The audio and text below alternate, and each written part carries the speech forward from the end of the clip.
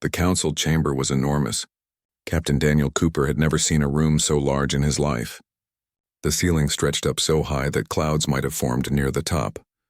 Hundreds of alien species filled the seats that circled the central floor. Some had scales, others had fur, and a few seemed to be made of light itself.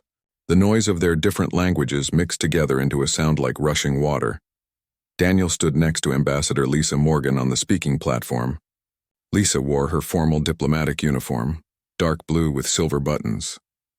Her face showed no emotion, but Daniel knew her well enough to see the tension in her shoulders. They had been called to this emergency session with only 6 hours' notice. High Chancellor Vexthor raised one of his forearms. The chamber fell silent. Vexthor was a saurian, a species that looked like walking lizards covered in dark green scales. His eyes were yellow and cold. When he spoke, his voice boomed through speakers that translated his words into hundreds of languages. The council recognizes the human delegation, Vexthor said. His tone made it clear that recognizing them was not something he wanted to do. Lisa stepped forward. Thank you, High Chancellor. We have reviewed the reports about the Kreth Empire. Their attacks on peaceful worlds must stop. Humanity requests permission to establish defensive stations along our border regions. We can help protect the smaller species in that sector. A sound like angry buzzing filled the chamber. Commander Zeknil rose from his seat. He was an insectoid, tall and thin with 4 arms and large compound eyes that reflected the chamber lights. His wings vibrated as he spoke. The humans have been part of this council for only 3 years, Zeknil said. His voice was sharp and clicking. They think they understand galactic politics. They do not. The Kreth are powerful. They have conquered 12 systems in 3 years. Any provocation will only make them angrier. Daniel felt his jaw tighten. He had spent the last month studying the Kreth attacks. There was a pattern that the council seemed to be ignoring. Lisa kept her voice calm. With respect, Commander, the policy of appeasement has not worked. The Kreth continue to expand. If we establish a strong defensive line now, we can prevent further conflict. No, Vexthor said flatly. The Council has debated this matter for weeks. We will not approve military expansion by any species. The Kreth must be managed through diplomatic channels.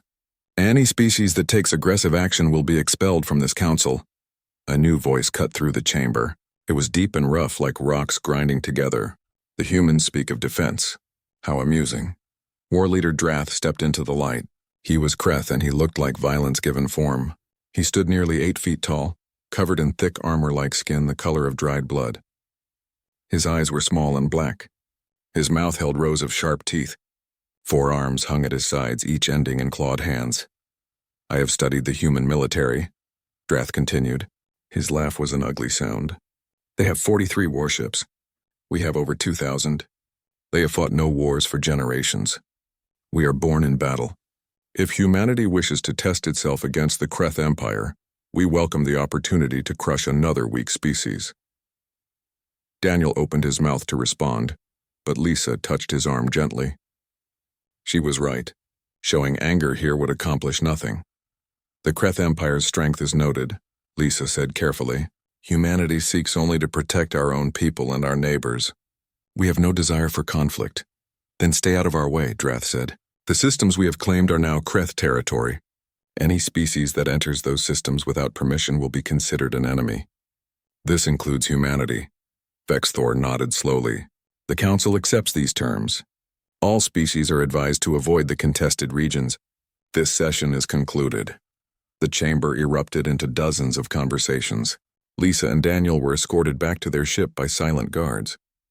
Neither of them spoke until they were safely inside their shuttle and heading back toward the human transport vessel. They are not going to stop, Daniel said quietly. I have mapped their attacks. They are not random. The Kreth are moving in a specific pattern. They are testing defenses, learning which species will fight and which will run. Lisa looked out the window at the stars. I know, but the Council will not listen. They are too afraid. And we are too new, Daniel added. They think we do not understand how things work out here. Maybe we understand better than they think, Lisa said. Her voice had an edge to it now. We spent thousands of years fighting wars on Earth. We know what happens when you let an aggressive power expand unchecked. History repeats itself even in space. Daniel pulled up a star map on his tablet. If the pattern continues, the Kreth will move into this sector next. He highlighted 3 human colonies: New Boston, Riverside, and Hope Station. Combined population of nearly 400,000 people. "We need to warn Earth Command," Lisa said. "I already sent a coded message," Daniel replied. "Admiral Hayes should receive it in about 3 hours." The shuttle docked with their transport ship. As they walked through the corridors, crew members looked at them with worried faces. Everyone had watched the council session on the ship's monitors. Daniel went to his quarters and sat at his desk. He opened his personal log and began typing his report. He documented everything he had observed. The way Vexthor had dismissed their concerns without real consideration. The way Zeknil had treated them like children who did not understand the galaxy. The way Drath had openly threatened humanity. But most importantly, he documented his analysis of the Kreth attack pattern.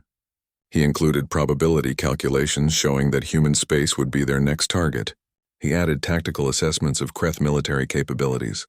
And he included his own recommendation: prepare for war.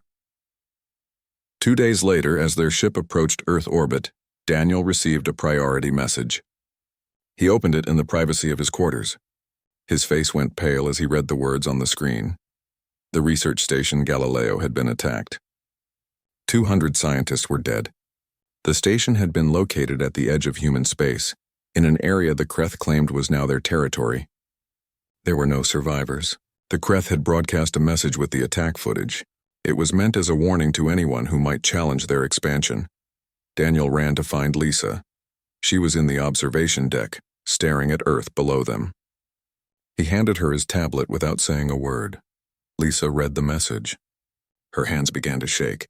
When she looked up at Daniel, her eyes were hard. "The council warned us not to provoke them," she said. "We did nothing to provoke this," Daniel replied. "Those scientists were studying star formation. They were not soldiers." "I know," Lisa said. She looked back at Earth. "The council is going to tell us to file a diplomatic protest. They are going to tell us to be patient. They are going to tell us that responding with force will only make things worse." Daniel stood beside her. "And what are we going to do?" Lisa was quiet for a long moment. Then she smiled. It was not a happy smile. It was the smile of someone who had made a difficult decision. "We are going to show the galaxy that humanity tried to do things their way," she said. "And then we are going to show them what happens when you ignore our warnings." Admiral Patricia Hayes stood in the command center deep below the surface of Earth. The room was filled with screens showing star maps, ship positions, and incoming reports. Officers moved between stations with quiet efficiency. Everyone knew what the red alert meant. Everyone had seen the footage from Galileo Station. Patricia was 62 years old. She had spent 40 years in the Earth Defense Force. She had gray hair cut short and eyes that missed nothing. Right now, those eyes were fixed on the main display screen showing the location where 200 people had died. "Status report," she said. Colonel Marcus Webb stepped forward. He was younger than Patricia, only 45, with dark skin and a scar across his left cheek from a training accident years ago. He commanded the ground forces. "All military stations are at full alert," Marcus said. "We have recalled all ships to defensive positions. Civilian transports are being escorted by armed vessels. But Admiral, our fleet is spread thin. If the Kreth attack in force, we cannot defend all our colonies at once." Patricia nodded. She had known this would be the situation. Humanity had built its space fleet for exploration and trade, not war. The other species in the galaxy had been peaceful, until the Kreth communication screen lit up. It was Captain Daniel Cooper, calling from the transport ship still in orbit. "Admiral Hayes," Daniel said, "Ambassador Morgan and I are requesting permission to land and brief you in person." "Granted," Patricia replied. "Get down here fast." The screen went dark. Patricia turned to her tactical officer. "Lieutenant Chen, show me the Kreth fleet positions." The main screen changed. It now showed red markers representing Kreth warships. There were so many red markers that parts of the map looked like they were bleeding. "They are massing ships along our border," Chen said. "Intelligence estimates at least 300 warships in striking range of human space. More are moving into position." 300, Patricia repeated quietly. "And we have 43 combat-capable ships." 45, Marcus corrected. "We just commissioned 2 new destroyers last week." Patricia almost laughed. "Oh well, 2 more ships. That changes everything." Before Marcus could respond, a new alarm sounded. A communication officer called out, Admiral, incoming message from the Galactic Council. Put it through, Patricia ordered. High Chancellor Vexthor appeared on the screen. His yellow eyes looked even colder than they had in the council chamber. Admiral Hayes, Vexthor said, the council has reviewed the incident at your research station. We offer our condolences. However, we must stress that any military response from humanity would be unwise. The Kreth Empire is much stronger than your forces. We urge you to file a formal complaint through diplomatic channels. The council will arrange mediation. Patricia felt rage building in her chest. She kept it from showing on her face. Thank you for your concern, High Chancellor. Humanity will consider all options. I must be clear, Admiral, Vexthor continued. If humanity launches military operations against the Kreth, the Council will not provide support. You will be acting alone, and you will likely be destroyed. Your warning is noted, Patricia said. She ended the transmission before Vexthor could say anything else. Diplomacy, Marcus said bitterly. They want us to ask nicely for the Kreth to stop killing our people. They are afraid, Patricia said. The whole Council is afraid. They have been dealing with aggressive species for thousands of years, but they have forgotten how to fight back. They just keep giving ground and hoping the danger will go away. An hour later, Daniel Cooper and Lisa Morgan entered the command center. They both looked exhausted. Lisa's diplomatic uniform was wrinkled. Daniel's face was grim. Patricia gestured them to the conference table in the corner of the room. Marcus joined them. Patricia activated a privacy screen that would prevent anyone else from hearing their conversation. Tell me everything, Patricia said. Daniel opened his tablet and displayed his analysis. The Kreth are not expanding randomly. They are following a specific strategy. First, they attack isolated targets to test response times and military capabilities. Second, they wait to see if anyone retaliates. When no one does, they move to the next target. They are like predators testing a herd, looking for the weak and the isolated. And now they have tested us, Lisa added. They killed 200 people and waited to see what we would do. When we did nothing, they would have seen that as weakness. Except we are not doing nothing, Patricia said. We are preparing. Preparing for what? Marcus asked. Admiral, I respect you more than anyone in the military, but we cannot win a straight fight against 300 Kreth warships. Then we do not fight them straight, Patricia replied. She looked at Daniel. You studied military history at the academy. What happens when a small force faces a larger one? Daniel understood immediately. They changed the rules. They used terrain, speed, and tactics to offset the numerical advantage. The Kreth are powerful, but they fight like they think war is about honor and direct confrontation. We fight like humans. We use every advantage, every trick, every bit of knowledge we have. Patricia smiled. Exactly. Colonel Webb, I need you to start Operation Shepherd immediately. Operation Shepherd? Marcus asked. We evacuate civilians from the colonies most at risk, Patricia explained. But we do it quietly. We tell people it is a routine drill. The Kreth will see colonies that look occupied, but the people will be safe. Lisa leaned forward. That will buy time, but it does not solve the main problem. The Kreth will attack, and when they do, how do we stop them?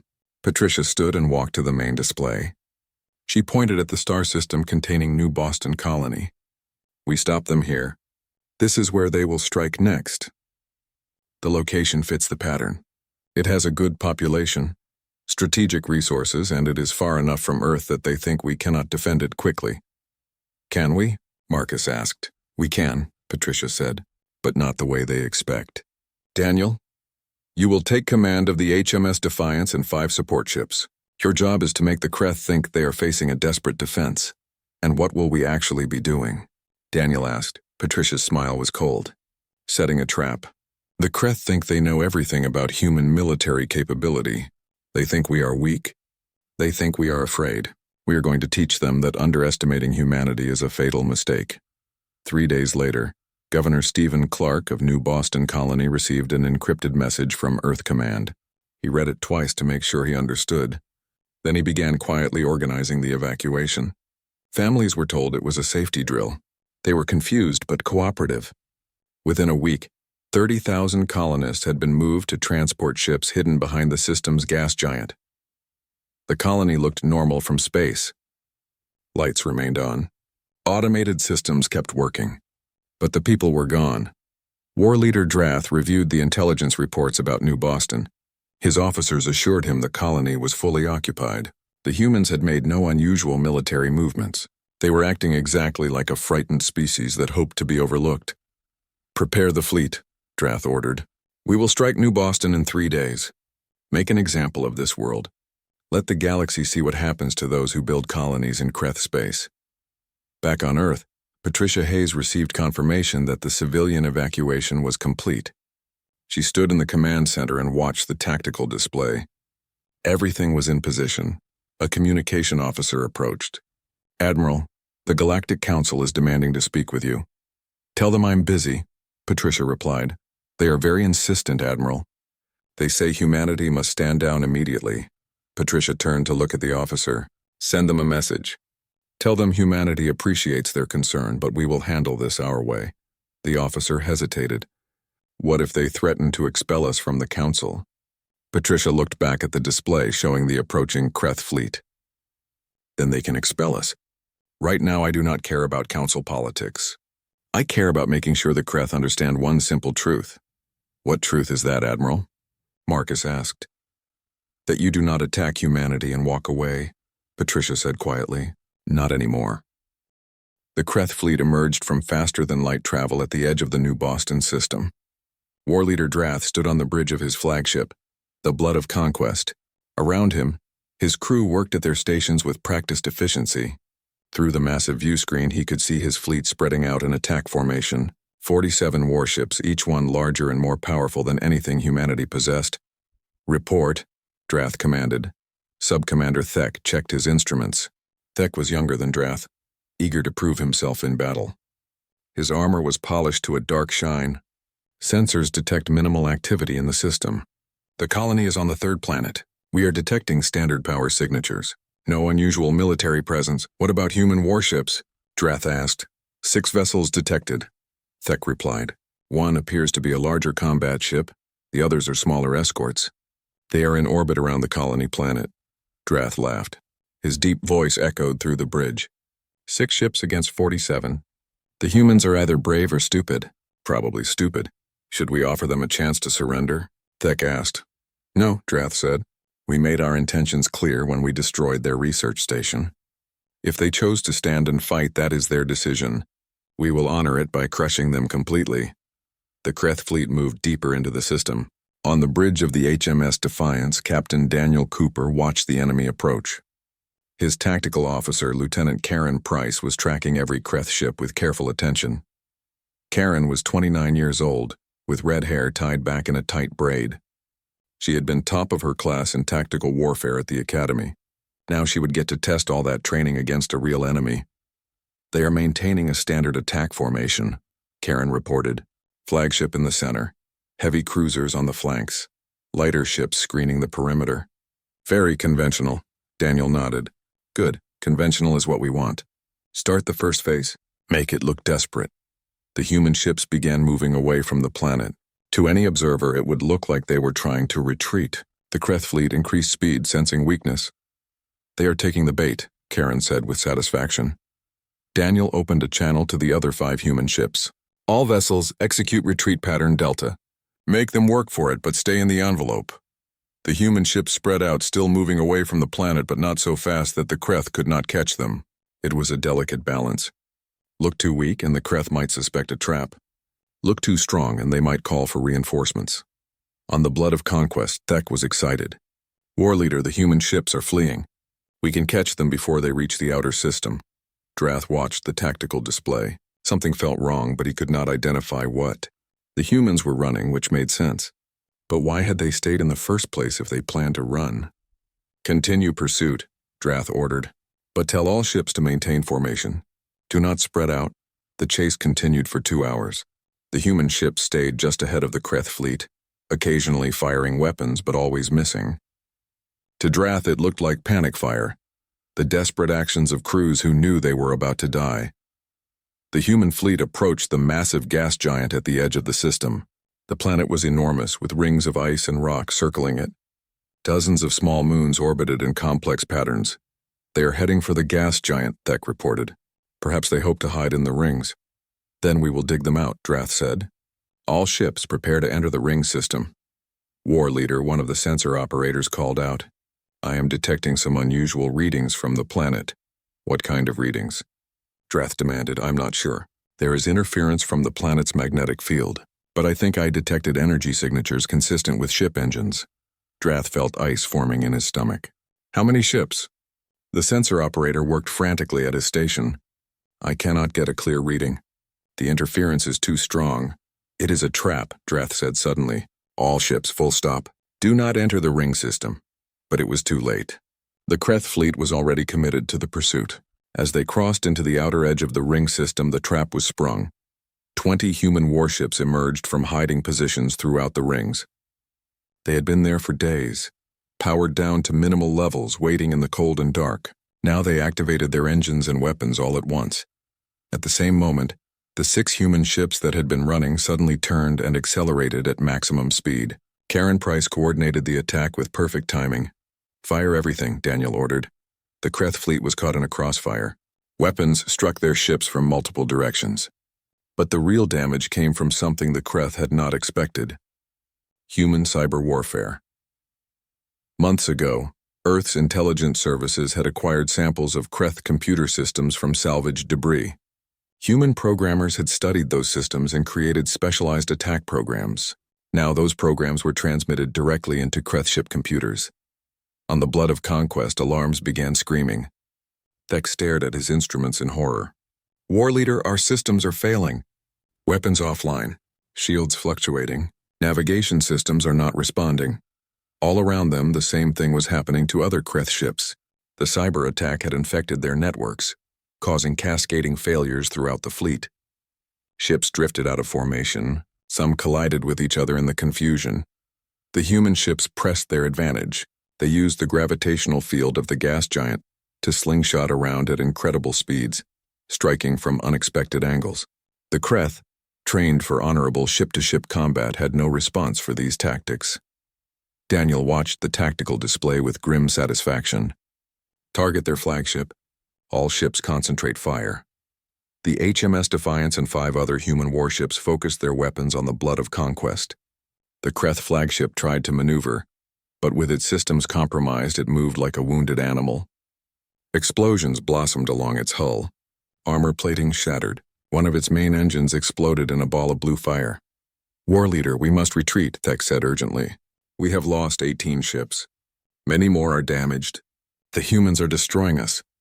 Drath stared at the view screen. His perfect attack had become a disaster. These humans were not the weak prey he had expected. They fought with cunning and ferocity. They used tactics he had never encountered. And they were winning. Order all ships to retreat, Drath said. The words tasted like poison. Emergency faster than light jump. Now. The surviving Kreth ships began jumping away. Some were too damaged and had to be abandoned. In the end, 23 Kreth warships escaped. 24 had been destroyed or left behind, drifting wrecks in the cold darkness of space. Daniel stood on the bridge of the Defiance, watching the enemy flee. His crew cheered. Karen was grinning. But Daniel felt no joy. This was just the beginning. Open a channel, Daniel ordered. Broadcast on all frequencies. Make sure every species in the galaxy can receive it. When the channel was ready, Daniel spoke clearly. This is Captain Daniel Cooper of the Earth Defense Force. Today the Kreth Empire attacked the New Boston colony. Today they learned that humanity will defend its people. We sent warnings through the Galactic Council. We asked for support. We were told to submit. We chose instead to stand.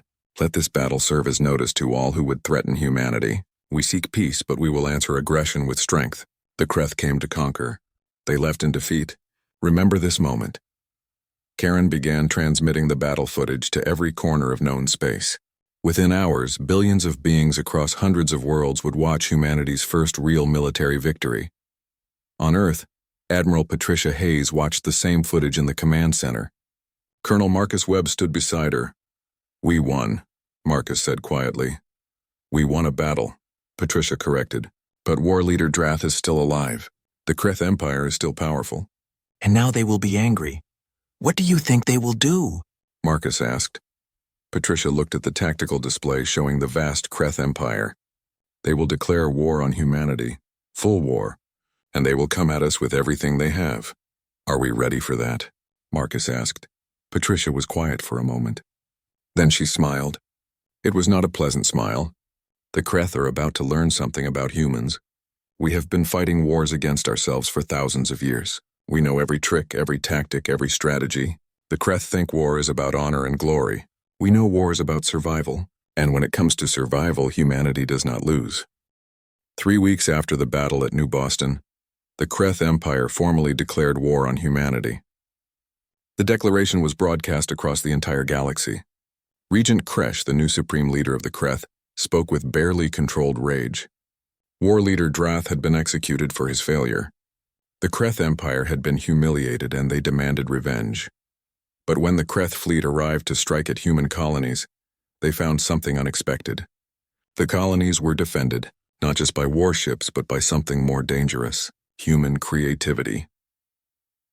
Commander Ryan Foster led the first Special Operations team into Kreth-controlled space. Ryan was 38 years old with dark hair going gray at the temples. He had spent 15 years in Earth Special Forces, training for operations that everyone hoped would never be needed. Now those skills were essential. His team consisted of 12 specialists. They traveled in a small stealth ship that looked like a civilian cargo vessel. The Kreth sensors detected them but dismissed them as unimportant. That was the first mistake. Ryan's target was a supply depot on the planet Krell 4. The Kreth had conquered this world 2 years ago. The native population, a species called the Ventari, had been enslaved to work in mines and factories. Intelligence reports said there were 5,000 Ventari prisoners on Krell 4. The team landed at night in a remote area away from the main garrison. They moved through the forest on foot, carrying equipment and weapons. When they reached the edge of the prison compound, Ryan studied the defenses carefully. 4 guard towers, Ryan said quietly to his second-in-command, Sergeant Nicole Parker. Motion sensors on the fence. Patrol every 30 minutes. Very predictable. Nicole was 26 with blonde hair cut military short. She had joined the Special Forces straight out of training and had proven herself exceptional at tactical planning. She grinned at Ryan's assessment. Predictable is good for us, Nicole said. The Kreth fight like they are on parade. Everything by the book. Then let us write them a new book, Ryan replied. The team split into 3 groups. Ryan's group approached from the west, Nicole's group from the east. The third group, led by Corporal Jake Morrison, positioned themselves to provide covering fire if needed. At exactly midnight, Ryan's team cut through the fence using tools that made no sound. They moved into the compound like shadows. The Kreth guards never saw them coming. The mission was simple: free the prisoners, provide them with weapons and supplies, and teach them how to fight back. But Ryan had learned something important about the Kreth. They were excellent soldiers when everything went according to plan. But when chaos erupted, they did not adapt well. Inside the main prison building, Ryan found the Ventari packed into large cells. They looked thin and exhausted. When Ryan opened the first cell, the Ventari inside stared at him in confusion. They had probably never seen a human before. "We are here to help you," Ryan said. His translation device converted his words into the Ventari language. "We are going to arm you and help you take back your world, but you need to trust us." An older Ventari stepped forward. He had gray fur and scars across his face. "Why would humans help us? We are nothing to you." "Because the Kreth attacked us too," Ryan said simply, "and because we believe that slavery is wrong, no matter who the slaves are." "Will you fight?" The old Ventari looked at his fellow prisoners. Then he looked back at Ryan and nodded. "We will fight." Over the next hour, Ryan's team distributed weapons and showed the Ventari how to use them. They were not complicated weapons, but they were effective. More importantly, Ryan showed them tactics: how to hit and run, how to sabotage equipment, how to make the Kreth garrison spend all their time looking over their shoulders. When the sun rose, the Kreth garrison commander discovered that his prisoners had escaped and his armory had been raided. He immediately sent soldiers to recapture them. But the Ventari were not running. They were hiding throughout the compound, waiting. The Kreth soldiers moved through the buildings in standard search formation. That was when the first ambush hit. 3 Kreth soldiers went down before they knew they were under attack. The others tried to respond, but the Ventari melted away into the shadows. This pattern repeated throughout the day. The Kreth would find traces of the escaped prisoners. They would investigate, then they would be hit by surprise attacks from multiple directions. It was warfare they did not understand. The Kreth were trained for open battle, not guerrilla tactics. By nightfall, the garrison commander sent a distress call asking for reinforcements. But Ryan's team had already moved on to the next target. Across Kreth-controlled space, similar operations were taking place. Human special forces teams were liberating enslaved populations and teaching them to resist. The Kreth had conquered 12 systems, but they had done it through intimidation and superior firepower. They had never expected guerrilla warfare. In space, Admiral Patricia Hayes was coordinating a different kind of campaign. The Kreth had a large fleet, but that fleet needed supplies. Fuel, ammunition, food, replacement parts. All of these supplies had to move along specific routes. Human warships began hitting those supply routes. They would strike fast, destroy the cargo ships, and disappear before Kreth warships could respond. The tactic was called commerce raiding, and humans had perfected it over centuries of naval warfare on Earth. The Kreth tried to defend their supply lines by assigning more warships as escorts. But that meant fewer warships available for offensive operations, and the human raiders kept finding ways through the defenses. On Earth, Regent Kresh watched reports coming in from across his empire. Everywhere he looked, there were problems. Rebellions on conquered worlds, supply shortages, human raids. His military advisors assured him that these were minor setbacks. The Kreth Empire was still much stronger than humanity, but Kresh was not stupid. He had studied the battle at New Boston carefully. The humans had not won through superior firepower. They had won through superior tactics, and now they were using those same tactics on a larger scale. How many ships have we lost to human raiders? Kresh asked his advisors. 43 cargo vessels in the last 2 weeks, one advisor admitted. Also 17 escort warships. And the rebellions on our conquered worlds? Kresh asked. They are being suppressed. Another advisor said quickly. It is only a matter of time. Time, Kresh repeated. Time is what the humans are buying. Every day this war continues, they grow stronger. They are learning our tactics. They are freeing our slaves and turning them against us. Meanwhile, our forces are spread thin, trying to defend everything at once. Regent Kresh stood and walked to the window of his command center. Outside, he could see the capital city of the Kreth homeworld. It had stood unconquered for 1,000 years. The Kreth had built their empire through strength and discipline. They had crushed dozens of species who opposed them. The Galactic Council warned us about the humans, Kresh said quietly.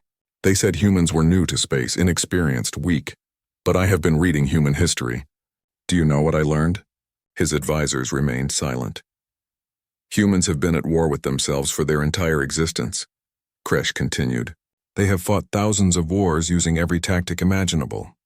Ambush, siege, guerrilla warfare, psychological operations, cyber warfare. They developed all of these methods while fighting each other. Now they are using those methods against us.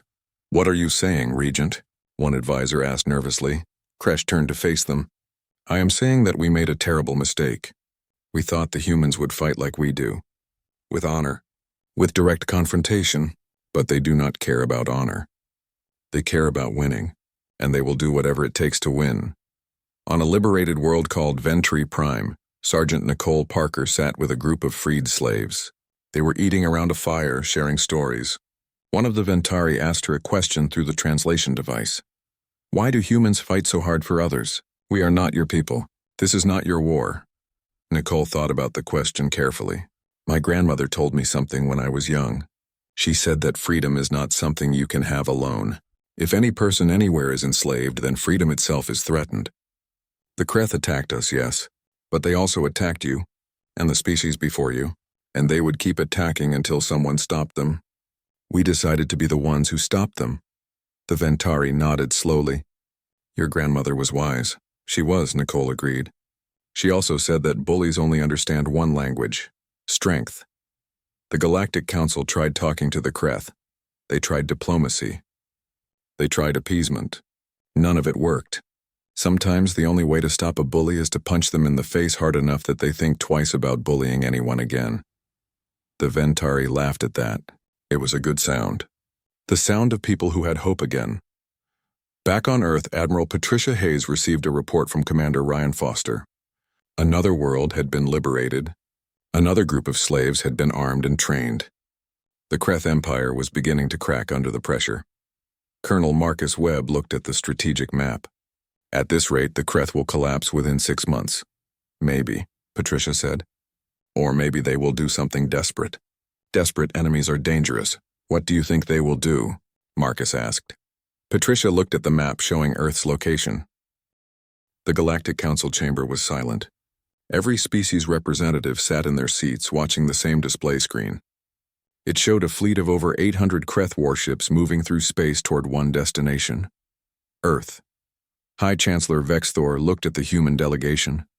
Ambassador Lisa Morgan sat calmly in her seat. Captain Daniel Cooper stood beside her. Neither of them looked afraid, which confused Vexthor. Surely they understood that their homeworld was about to be attacked by the largest military force the Kreth had ever assembled.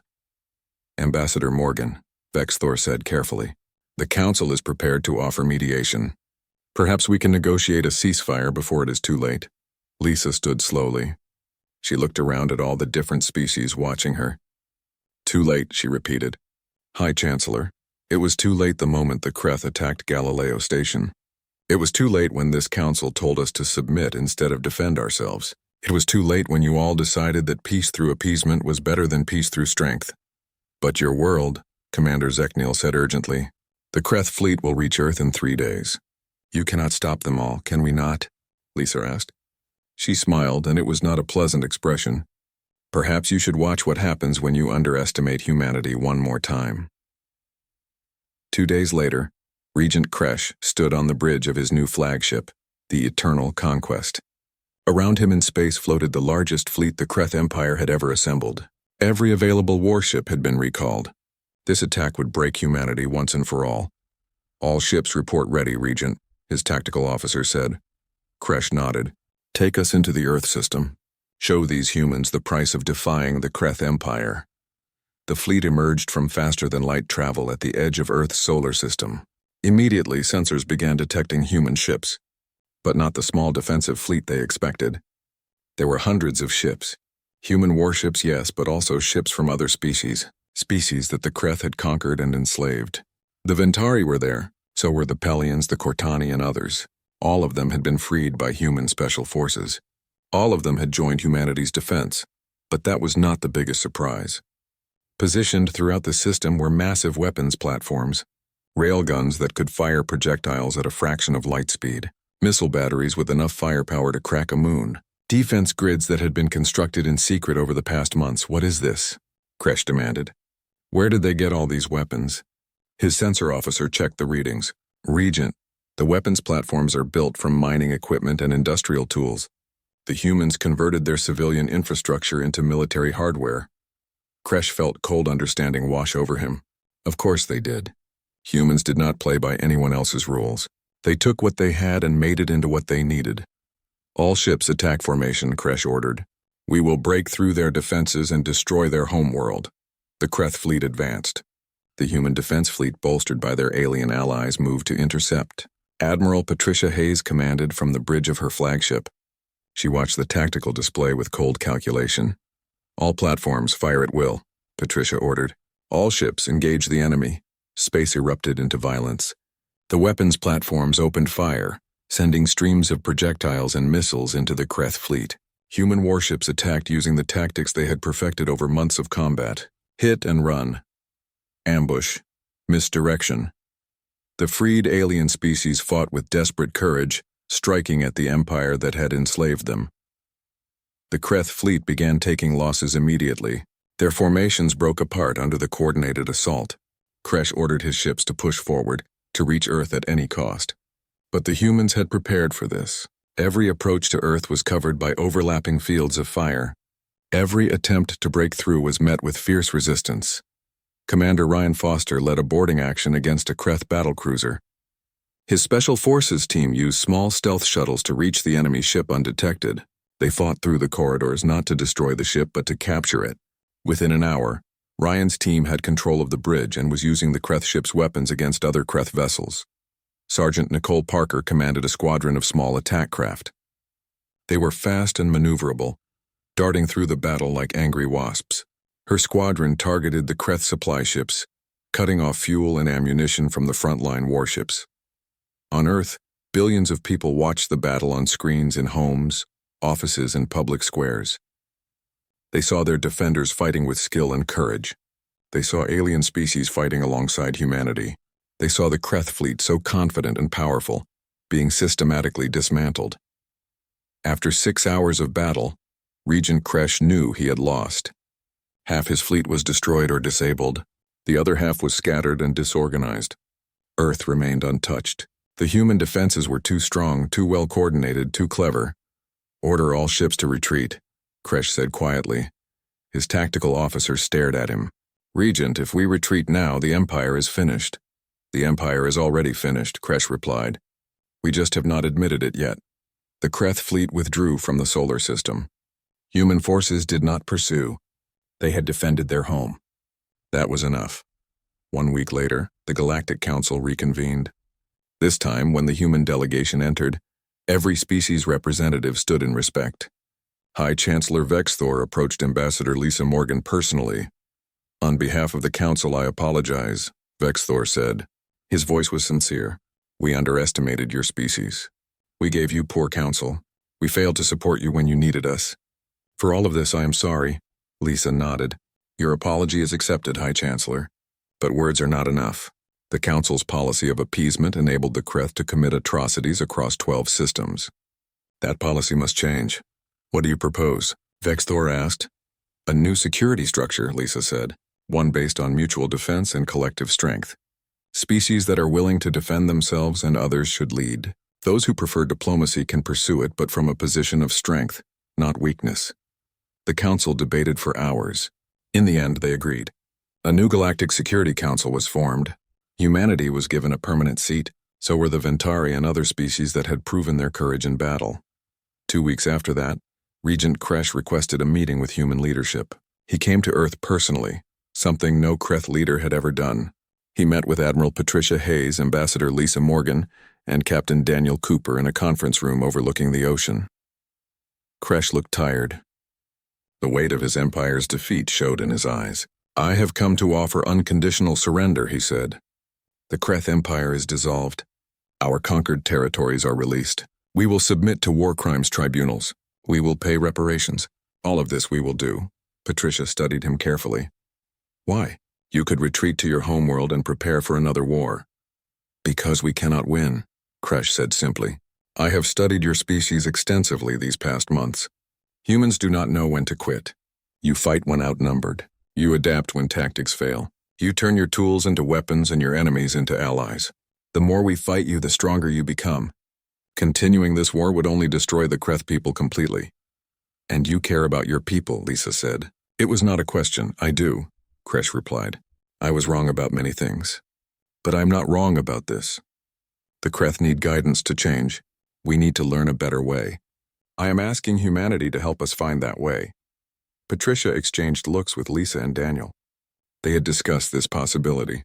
The easy choice would be to demand harsh terms and humiliate the Kreth.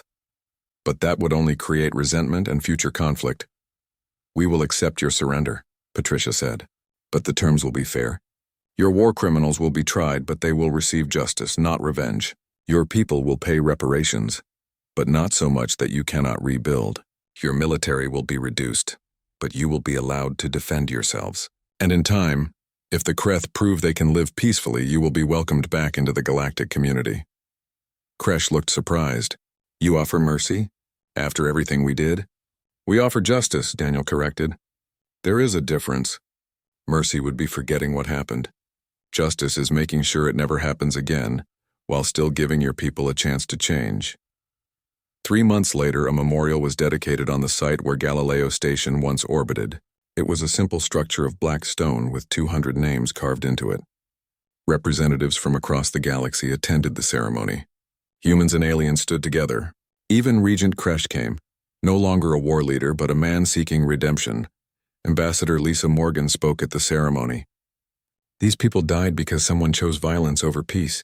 They died because aggression was met with appeasement instead of resistance. We cannot bring them back. But we can honor them by ensuring their deaths were not in vain. The galaxy has learned a hard lesson. Peace is not achieved by avoiding conflict. Peace is achieved by making conflict too costly for those who would start wars." High Chancellor Vexthor also spoke. "The Council failed these people. We failed humanity. We failed all the species conquered by the Kreth, but failure can teach us if we are willing to learn.